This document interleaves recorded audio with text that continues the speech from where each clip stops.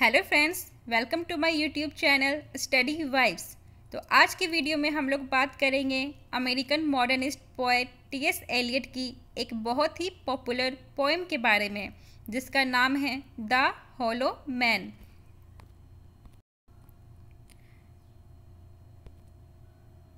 इसे 1925 में पब्लिश किया गया था। ये पोएम 98 लाइन्स की है और 5 डिफरेंट सेक्शंस में बांटी गई है। साथ ही अगर बात करें पोएम के स्ट्रक्चर की, तो इसे फ्री वर्स में लिखा गया है और इसकी कोई डेफिनिट राइमिंग स्कीम नहीं है। अब जब पोएट ने इस पोएम को लिखा था, तब हाल ही में फर्स्ट वर्ल्ड वार ख़त्म हुआ था और जो यूरोपियन कल्चर था वो बहुत ही बुरी स्थिति में था। यानी कह सकते हैं कि सोसाइटी में एक तरह की डिक्लाइन आ गई थी। लोगों के मन में एक दूसरे के लिए कोई सहानुभूति नहीं थी, कोई दया नहीं थी। इस पोएम में इन सभी चीज़ों के बारे में डिस्कस किया गया है। तो अगर बात करें पोएम की थीम की, तो इसमें फेथलेसनेस, सोशल डिक्लाइन और कल्चरल डिके ये सभी शामिल हैं। अब अगर बात करें पोएट की, तो टी.एस. एलियट का पूरा नाम था थॉमस स्टर्न्स एलियट। वो एक American born British poet, essayist, publisher, playwright और लिटरेरी क्रिटिक थे। उनका जन्म हुआ था 26 सितंबर 1888 में और उनकी डेथ हुई थी 4 जनवरी 1965 में। अपने लाइफ टाइम में उन्हें कई अवार्ड मिले हैं, जिसमें नोबेल प्राइज इन लिटरेचर और ऑर्डर ऑफ मेरिट शामिल है। उनकी फेमस वर्क्स में the love song of J. Alfred Prufrock, the wasteland, 4 quartets, murder in the cathedral, ये सभी शामिल है। तो चलिए फ्रेंड्स, आगे बढ़ते हैं और इस पोएम को समझने की कोशिश करते हैं। अब इस पोएम की शुरुआत में एक 2 लाइन का एपिग्राफ है, मिस्टर कुर्ज ही डेड। यहाँ मिस्टर कुर्ज जो है वो ये जोसेफ कॉनरेड की हार्ट ऑफ डार्कनेस का एक कैरेक्टर है। उसके बारे में हमें उस नोवेला में बताया गया था कि ये जो मिस्टर कुर्ज है, इसके पास अपनी एक सोल नहीं है, मतलब कोई तरह की फीलिंग्स नहीं है, इमोशंस नहीं है। इसके अंदर ये भी एक होलो मैन की तरह है, जो कुछ फील नहीं कर सकता। अंदर ही अंदर वो क्या है, डेड है। तो यहाँ पर ये लाइन उसका रेफरेंस है। और सेकेंड लाइन है, a penny for the old guy. यहाँ बात हो रही है गाय फॉक्स की, जो कि एक ब्लफ था और उसने पार्लियामेंट ब्लॉक करने की, यानी उड़ाने की कोशिश की थी, लेकिन वो इसमें फेल हो गया था।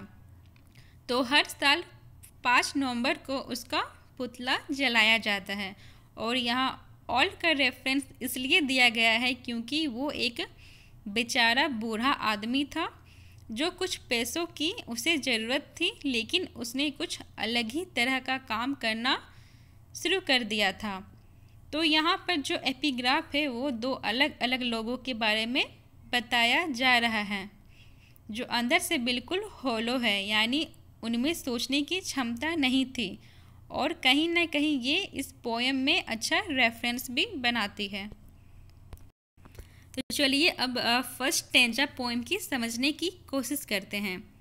We are the hollow man. यहाँ जो स्पीकर है वो खुद के लिए और अपने जैसे लोगों के लिए कह रहे हैं कि हम क्या हैं, एक होलो मैन हैं। ऐसे लोग जो अंदर से क्या है, होलो है, एम्प्टी है। We are the stuffed man. लेकिन हम ही वो लोग हैं जो भरे हुए भी हैं। जिस तरह खेतों में हम पुतले लगाते हैं और उन्हें भूसे से भर देते हैं, तो बिल्कुल वैसे ही भरे हुए लोग हैं हम। Learning together headpiece filled with straw. यानी सूखी घास में, यानी हमारे सिर में क्या भरा हुआ है, तो स्ट्रो यानी सूखी घास, भूसा भरा हुआ है। हमारे अंदर जो सोचने की कैपेसिटी है, कैपेबिलिटी है, वो नहीं है। अल्लास यानी यहाँ पोइट जो है वो एक तरह की आह ले रहे हैं, एक तरह का दुख व्यक्त कर रहे हैं। Our dried voices when we whisper together are quiet and meaningless.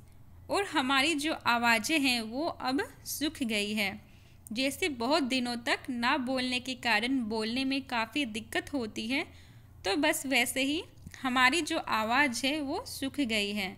और अब जब विस्पर करते हैं, कुछ बोलते हैं, तो वो बहुत धीमी निकलती है और साथ ही मीनिंगलेस होती है। उस बात का कोई मतलब नहीं होता। कैसे? As wind in dry grass or rats feet over broken glass in our dry cellar. यानी हमारी आवाज़ जो है वो क्या है? हमारी आवाज़ जो है गुनी है, शांत है और मीनिंगलेस है। जैसे जब हवा सूखी घास पर बहती है तो उससे जो आवाज़ निकलती है ना, उस आवाज़ में ना कोई शोर होता है, ना उसकी कोई मीनिंग होती है। या जब चूहा हमारी जो बेसमेंट है उसमें टूटे हुए कांच पर दौड़ते हैं, तो उन सभी आवाज़ों का कोई मतलब नहीं होता, ना ही वह बहुत ज़्यादा शोर मचाते हैं। तो हमारी जो वॉइस है वह बिल्कुल वैसे ही हो गई है। शेप विदाउट फॉर्म, यानी हमारे पास एक बॉडी है, एक शेप है, लेकिन उसमें किसी तरह की फॉर्म नहीं है, कोई सही डेफिनेशन नहीं है हमारे बॉडी का। शेड विदाउट कलर, हमारे पास एक परछाई है लेकिन उस परछाई का कोई रंग नहीं है।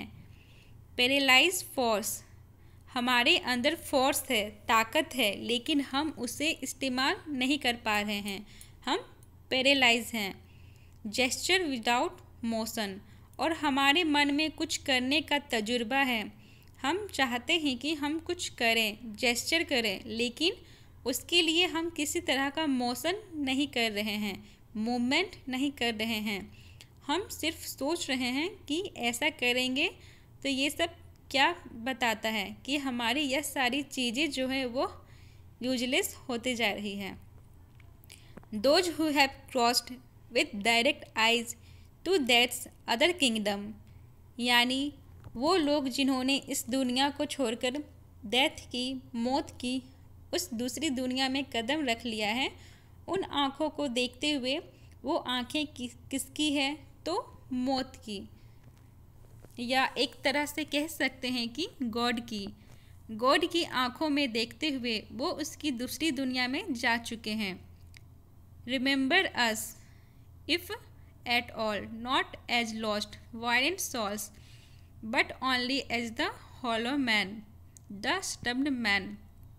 तो हमें याद रखना, if at all, अगर थोड़ा भी हमारी याद आएगी, हमें याद रखोगे, तो हमें याद रखना किसी भटके हुए भूले हुए सॉल्स आत्माओं की तरह, ऐसे लोगों की तरह नहीं जिन्हें कुछ पता ना हो, बल्कि कैसे? तो as the hollow man, as the stuffed man, यानी वो लोग जो बिल्कुल अंदर से एम्प्टी हो चुके हैं, उनके अंदर क्या है?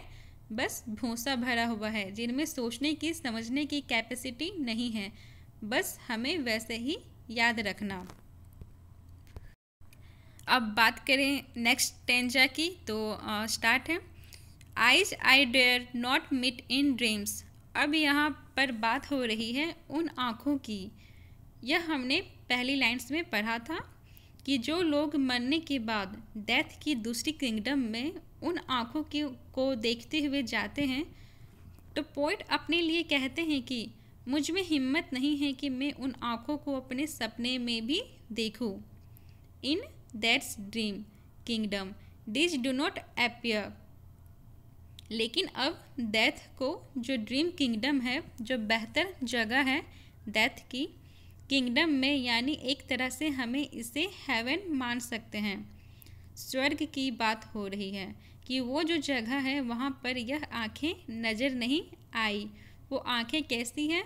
जो हमेशा हमें जज करती है कि हम जो कर रहे हैं वो सही है या गलत है। यह आँखें वहाँ नज़र नहीं आएंगे। There the eyes are sunlight on a broken column. वहाँ पर जो आँखें रहेंगी वो कैसी रहेंगी? मानो कि चमचमाती हुई धूप की तरह हो। बिल्कुल हम कह सकते हैं हमें अच्छा फील करवाने वाली आँखें होगी वो। There is a tree swinging and voices are in the winds singing. वहाँ पर एक पेड़ होगा जो हवा में यूं ही झूम रहा होगा और साथ ही कुछ आवाज़ें होंगी जो हमें हवा में बस गाती हुई सुनाई देगी।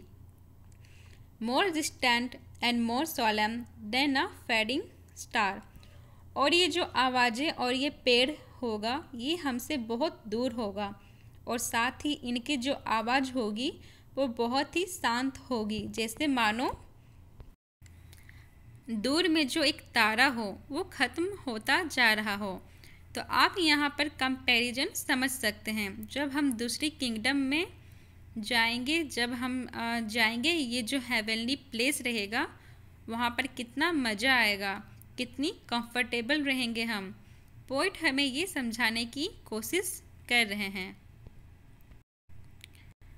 Late me be no nearer in that's dream kingdom. लेकिन इतना होने के बाद भी पोइट जो है वो वहाँ नहीं जाना चाहते। उस किंगडम में, उस हेवनली प्लेस में वो कह रहे हैं कि मुझे उस जगह से दूर ही रखो। लेट मी ऑल्सो वियर सच डेलिब्रेट डिस्गाइजेस। और साथ ही मुझे कुछ डिस्गाइजेस दे दो, मतलब ऐसे कपड़े दे दो जिससे मैं खुद को छिपा सकूं। Rat's coat, crowskin, crossed steps in a field. यानी मैं चूहे की खाल पहन लूँगा या मैं कौवे की स्किन को पहन लूँगा या लकड़ियों से अपने शरीर को छुपा लूँगा। स्टेप्स का मतलब स्टिक होता है। तो इस तरह से किसी भी तरह का एक डिस्गाइजेस ले लूँगा और मैं अपनी दुनिया बदल लूँगा। Behaving as the wind behaves no nearer. और बिल्कुल वैसे ही मैं अपनी हरकतें कर लूँगा जैसे मैं हवा में यूं ही झूल रहा हूँ। Not that final meeting in the Twilight kingdom. चाहे कुछ भी हो जाए, मैं मरने के बाद एक जो फाइनल मीटिंग होती है, जहाँ हमारा फाइनल डे है, जहाँ गॉड के सामने हमें जाना पड़ेगा, मैं वहाँ नहीं जाना चाहता। तो एक तरह से मुझे पता है मैंने क्या गलती की है और जब जजमेंट डे आएगा तो मैं भगवान के सामने, गॉड के सामने नहीं जाना चाहता। उनकी आँखों में आँखें नहीं मिलाना चाहता हूँ। नेक्स्ट स्टेंजा है this is the dead land. अब पोइट कहते हैं कि जहाँ वो रहते हैं वो एक डेड लैंड है। क्यों? क्योंकि वहाँ लोगों के अंदर कोई इमोशंस नहीं है, कोई फीलिंग्स नहीं है। This is cactus land. इस पूरे लैंड पर कैक्टस है, बस कांटे भरे पड़े हैं। Here the stone images are raised. और यहाँ क्या है? पत्थर की मूर्तियाँ बनाई गई हैं। हर जगह पत्थर की मूर्तियाँ भरी पड़ी हैं।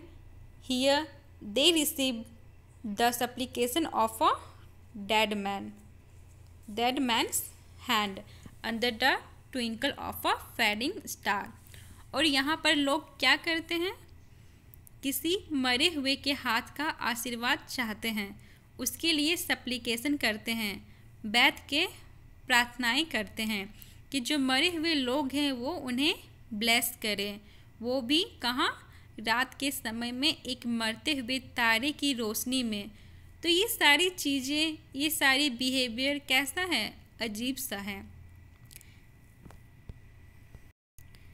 Is it like this in that's other kingdom. क्या जो डेथ की दूसरी किंगडम है, मरने के बाद हम जहाँ जाते हैं वहाँ भी क्या ऐसे ही कुछ होता है?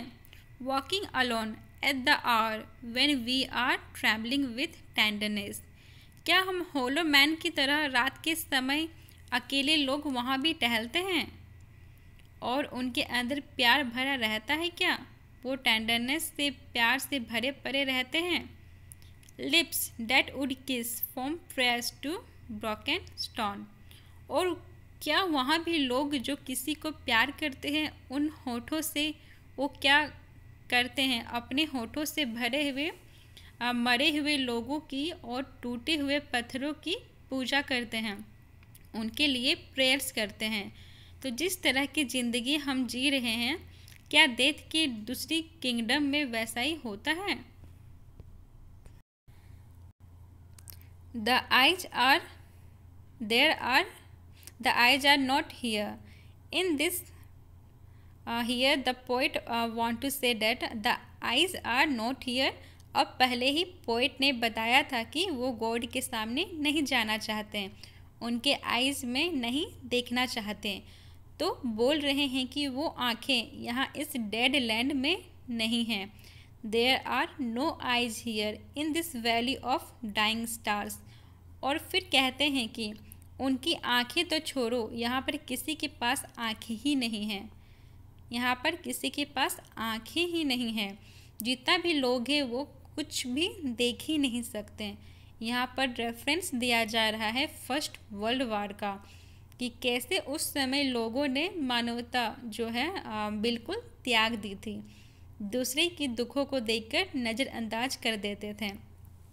वही पोएट कह रहे हैं कि यहाँ पर किसी के पास आँखें नहीं हैं, इस जगह पे जहाँ पे सारे तारे खत्म हो रहे हैं।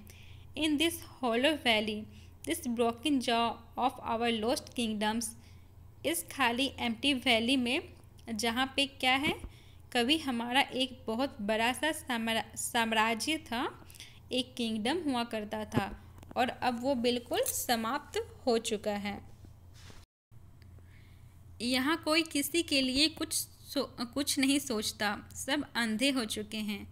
In this last of meeting places, और ये हमारी फाइनल मीटिंग प्लेस है। हम सारे जितने भी हॉलो मैन हैं, हम यहीं पे आखिरी बार मिल रहे हैं।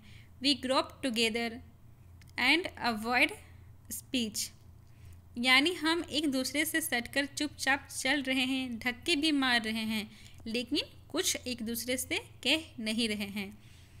Gathered on this beach of this tumid river, और हम कहाँ खड़े हैं, तो इस रिवर की, ये रिवर जो बहुत ज़्यादा बहे जा रही है, ओवरफ्लो हो रही है, इसके बीच पर हम चुपचाप खड़े हैं, कुछ कह नहीं रहे, कुछ सुन नहीं रहे। नेक्स्ट टेंजा है साइटलेस अनलेस द आइज रीअपियर, और हम सभी तब तक अंधे बने रहेंगे जब तक हमारी जो आँखें हैं वो लौट नहीं आती, यानी हम वापस से सही तरीके से सोच समझकर दूसरों की तकलीफ़ें देखकर डिसीजंस नहीं लेते। As the perpetual star multifoliate rose of death's twilight kingdom, कैसे, जैसे एक परपेचुअल स्टार, एक कभी ना मरने वाला तारा हो, या एक ऐसा रोज जो मल्टीफोलिएट हो, इसमें बहुत सारी पंखुड़ियाँ हो, वो जब तक हमारी किंगडम में नहीं आएगा तब तक हमारी आँखों की रोशनी वापस नहीं आएगी। यानी कहते हैं ना कि एक उम्मीद की किरण, जब तक हमें नज़र नहीं आएगी हमारा कुछ नहीं हो सकता। The hope only of empty man, और ये जो तारा है, ये जो गुलाब है, ये हमारी आखिरी होप है। इस होप के लिए ही हम सब जो हॉलो मैन हैं वो एक क्या है, वो रुके हुए हैं। यानी मुझे उम्मीद है, अब भी उम्मीद है कि ये जो हमारी हॉलो लाइफ है, ये जो डेजर्टेड लैंड है, यहाँ पर भी चेंजेस आएंगे। So here is the last टेंजा। Here we go round the prickly pear, prickly pear, prickly pear. Here we go round the prickly pear at 5 o'clock in the morning. अगर आप लोगों ने बचपन में लाइन सुनी होगी जो इससे एक बिल्कुल मिलती जुलती लाइन है, मेरी go round the mulberry Bush, तो ये लाइन्स बिल्कुल उसी राइम से, उस पोएम से राइमिंग करके ली गई है।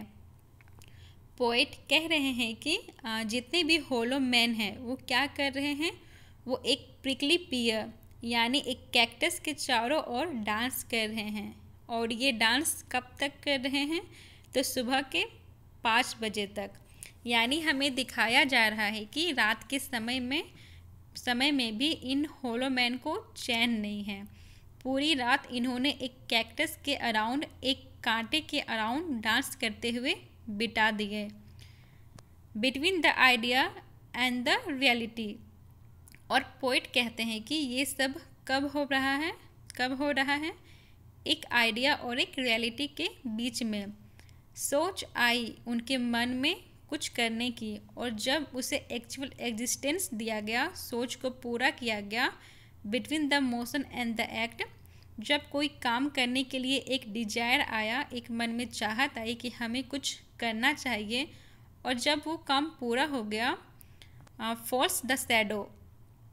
इन दोनों के बीच में एक शैडो पड़ता है, एक परछाई पड़ती है। यानी एक अंतर है, एक तरह का अंतर है किसी काम को करने का, सोचने में और उस काम को पूरा करने में। और उन दोनों के बीच में जो अंतर है वो एक गहरी परछाई है। For thine is the kingdom. यहाँ पोइट कहते हैं कि ये जो पूरी किंगडम है वो किसकी है, वो तुम्हारी है। यहाँ यू जो है वो कह सकते हैं स्पीकर गॉड के लिए यूज कर रहे हैं, लेकिन इसे लेकर काफ़ी डिबेट है। बहुत सारे पोइट कहते हैं कि यहाँ दाइन जो रेफरेंस है वो गॉड के लिए है। कुछ लोग कहते हैं कि ये एक अननेम्ड एंटिटी जिसके बारे में कहा नहीं जा सकता। Between the conception and the creation. यानी किसी चीज़ के बारे में सोचने में और उसे क्रिएट करने में। Between the emotion and the response. किसी चीज़ को फील करने में और उस फीलिंग पे काम करने में। False the shadow. इन सब के बीच में क्या है, परछाई है। इनके बीच में भी एक गहरा अंतर है, एक परछाई की तरह। Life is very long. और पोइट फिर से कहते हैं कि ज़िंदगी जो है वो बहुत ज़्यादा लंबी है, तो इनके बीच में ही ये जो ज़िंदगी है वो चलती रहती है। Between the desire and the sperm. यानी जो हमारे मन में एक इच्छा जागती है और उसे करने के लिए हम जब अपने मूवमेंट्स करते हैं, अपनी बॉडी को मूव करते हैं। Between the potency and the existence. किसी चीज़ को बनाने की जो हमारी ताकत होती है और जब हम उसे पूरी तरह से बना देते हैं। The essence and the decent.